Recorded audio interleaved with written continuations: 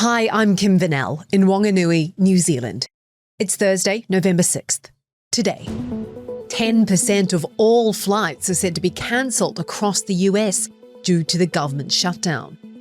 The Supreme Court appears sceptical over the legality of President Trump's wide-ranging tariffs. And Tesla shareholders get ready to vote on a $1 trillion pay package for CEO Elon Musk. This is Reuters World News, bringing you everything you need to know from the front lines in 10 minutes, 7 days a week.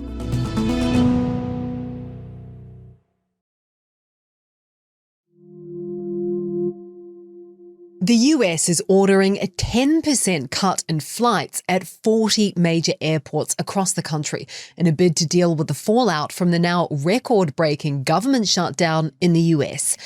Thousands of air traffic controllers and tens of thousands of TSA agents have now gone 36 days without pay.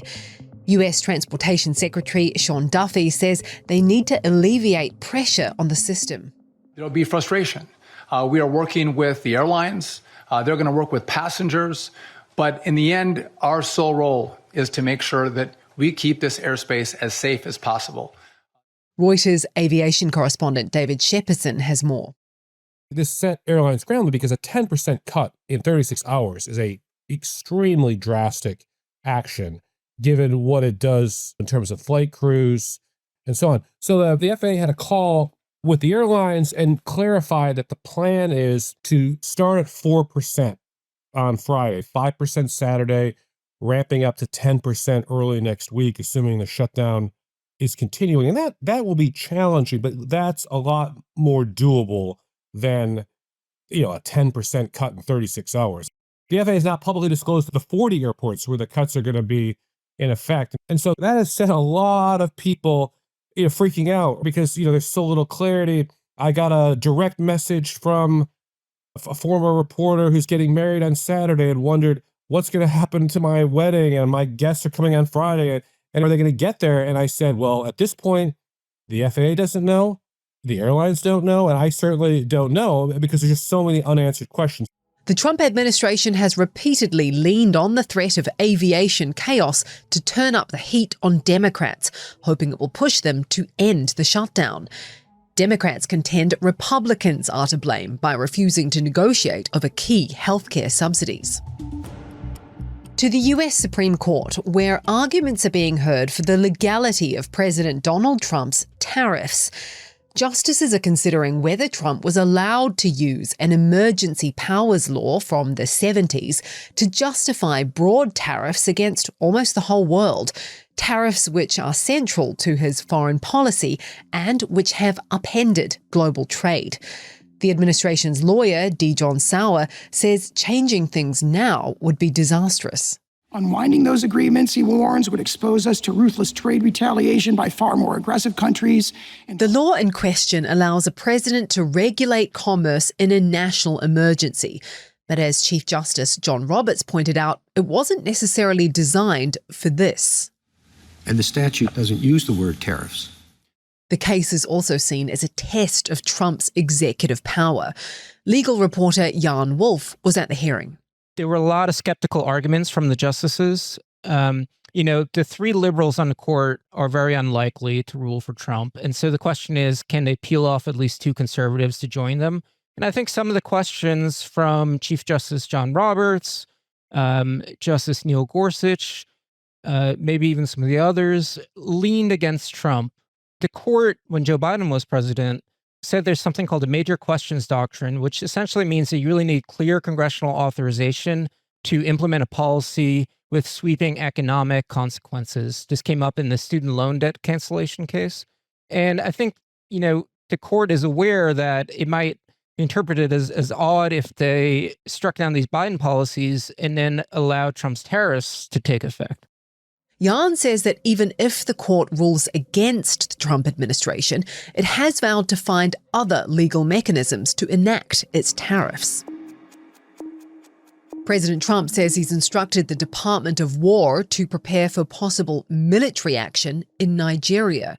We're going to do things to Nigeria that Nigeria is not going to be happy about.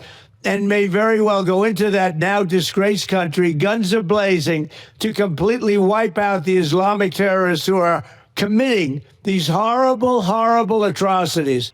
He says Christians are being targeted and killed. Nigeria rejects that assertion and says the country faces terrorism, not a Christian genocide. Nigeria has struggled with insurgents, but the majority of those killed have been Muslim. One last bit of Trump news now. After ordering the US to restart the testing of nuclear weapons to keep up with rival powers, Trump now says he may be working on a plan to denuclearize with both Russia and China. Neither Beijing or Moscow has commented. And Russia's Vladimir Putin has actually ordered his top officials to draft plans for nuclear weapons testing of their own.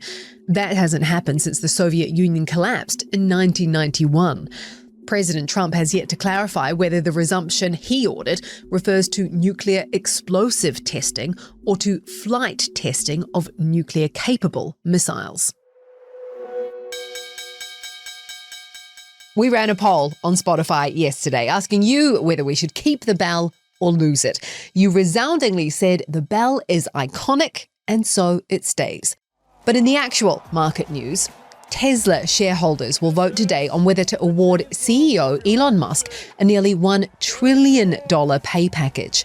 Norway's sovereign wealth fund, which is Tesla's sixth largest outside investor, has said it will vote against ratifying the deal, but it is still likely to go through. Consumer enterprise reporter Chris Kirkham says it's by far the largest pay package in corporate history, with Musk's previous 2018 pay package in a distant second place. Basically, the board's argument for why shareholders should give Elon Musk, this really kind of historically large pay package is essentially shareholders win when Musk wins. If shareholders don't get anything, Musk gets nothing. So the way this is structured is there's 12 separate steps that he needs to achieve, and he gets an additional 1% of company stock each time he achieves one of these tranches, they call it. It's sort of like a step up in different goals. So the top end of the pay package requires him essentially moving the market cap of Tesla from about 1.5 trillion where it is today to 8.5 trillion, about the sixfold increase. And very few executives have ever been able to grow a company to that degree. But when you start to kind of dig into it, there are several of these product goals and even market cap goals that might not be that difficult for Musk to meet, and they would still allow him to earn net compensation that exceeds any other executive in history. If you look at a goal like getting to 20 million vehicles, Tesla is already almost halfway there. And even if they reduce the amount of annual production compared to last year, if they were actually about 20% lower, they would be able to meet this goal within 10 years. Typhoon Kalmagi's death toll in the Philippines has climbed to more than 100, with 120 still missing. The storm flattened homes and left streets choked with debris in Cebu, the hardest hit province. More than 200,000 people were evacuated before landfall, but many returned to find their homes destroyed. The typhoon is now regaining strength over the South China Sea and is expected to hit Vietnam next. Pues, ¿qué va a pasar con todas las jóvenes mujeres en nuestro país? Mexico's President Claudia Sheinbaum announcing she is filing charges against a man who groped and tried to kiss her while she was greeting members of the public, saying if she doesn't file a complaint, what does that mean for other Mexican women who experience similar things? Video of the incident, which went viral, shows a middle-aged man putting his arm around Sheinbaum, touching her chest and attempting to kiss her. She moves his hands away before a member of staff steps between them.